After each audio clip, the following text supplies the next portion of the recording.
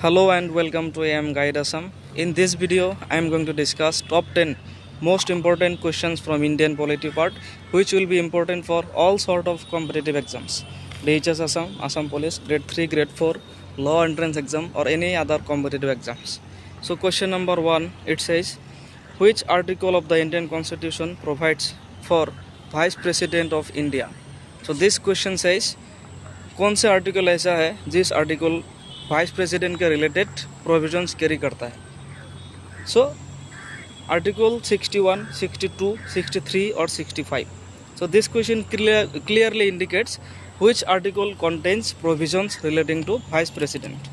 The answer is option number C, article 63. So article 63 contains provisions relating to vice president in India. Okay. Next question number 2. Riksdag is the name of parliament of which of the following? Riksdag जो है ये नीचे दिए गए कौन से देश का पार्लियामेंट का नाम है? ईरान, नॉर्वे, स्वीडन और है कजाकिस्तान. आंसर क्या होगा? Option number C, Sweden. तो स्वीडन के जो पार्लियामेंट है उसका नाम है Riksdag. So the parliament of Sweden is known as Riksdag. Hence option number C is the correct answer. Next question. By which among the following acts the East India Company lost its monopoly of trade with China? East India company China के साथ जो trading monopoly था वो खो दिया कौन से act के तहत? The east India company lost its monopoly by which of the following acts? China के साथ जो उनका मोनोपोली था, ट्रेडिंग मोनोपोली, ट्रेडिंग एक कम्युनिकेशन, वो कौन सा एक्ट के तहत वो खो दिया? ऑप्शंस है Pitt's India act 1784, charter act of 1813, 33 और 53. Answer is option number C, the charter of 1833. So the charter of 1833 it provided that the East India Company will lost its monopoly of trade with China. Okay. Next question number 4. Which amendment of the Indian Constitution has abolished the nomination of Anglo-Indians to the Lok Sabha and Legislative Assemblies? एक provision था Indian constitution में जो कि है Anglo Indians का nomination to the Lok Sabha and legislative assemblies. तो एक ऐसा अमेंडमेंट था जिसने ये एबोलिश कर दिया. वो कौन सा अमेंडमेंट है? 101, 102, 3 और 4. The answer is option number D, 104th amendment act. So you will have to know the year also. Okay. 104th amendment act जो था उसने क्या किया? It has abolished the nomination of Anglo Indians to the Lok Sabha and legislative assemblies. इसका nomination का power किसके हाथ में था? Nomination of Anglo Indians to the Lok Sabha president के हाथ में था. तो वो पावर क्या अभी एबोलिश कर दिया इस अमेंडमेंट ने, 104th अमेंडमेंट. नेक्स्ट क्वेश्चन है, who called the governor of a state as federal fireman? Governor of a state को फेडरल फायरमैन किसने बोला था? Who called the governor of a state federal fireman? KT. Shah, BR. Ambedkar, C Rajagopalachari और है doctor Rajendra Prasad. Answer is C Rajagopalachari. So C Rajagopalachari he called the governor of a state federal fireman. Next question is, who among the following is appointed as the returning officer in president elections? President election जो होता है, this one is very much important. President election में कौन कौन take part कर सकता है इसमें?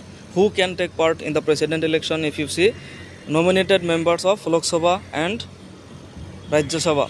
इधर जो है लेजिस्लेटिव असेंबलीज का जो नॉमिनेटेड मेंबर्स है सिर्फ वो प्रेसिडेंट इलेक्शन में अपने वोट डाल सकता है, लेकिन जो जनरल पब्लिक्स है they can not vote. Okay.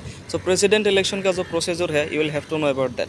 अभी द क्वेश्चन इज, नीचे दिए गए इनमें से कौन है जिसको प्रेसिडेंट इलेक्शन के returning officer as a returning officer appoint किया गया है? इसको election commissioner, Lok Sabha secretary general, Lok Sabha speaker और है a person nominated by election commissioner. The answer is Lok Sabha secretary general. Lok Sabha का जो सेक्रेटरी जनरल है उसको क्या बोला गया इसमें? He is appointed as the returning officer in president's election. Okay. Next question, question number 7 ये देख लो. Which act discontinued the appointment to civil services and reservation of posts by the Secretary of State. This one is very important. This question indicates नीचे दिए गए कौन सा act ऐसा है जिसने reservation of post by the secretary state को discontinue किया है। ठीक है, रिजर्वेशन ऑफ पोस्ट कहाँ पे? To civil services, appointment to civil services.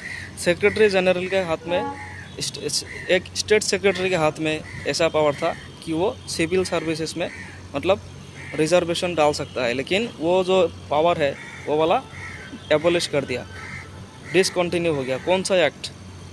Independence act 1947, government of India act 1935, 19 और नन ऑफ द अबव। इसका आंसर होगा independence act of India 1947, that is Indian independence act 1947।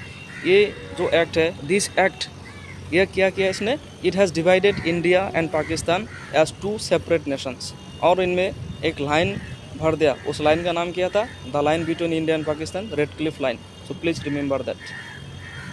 Next question देखो, which of the following articles in part 3 of the constitution are related to right to freedom of religion? तो this one is very important.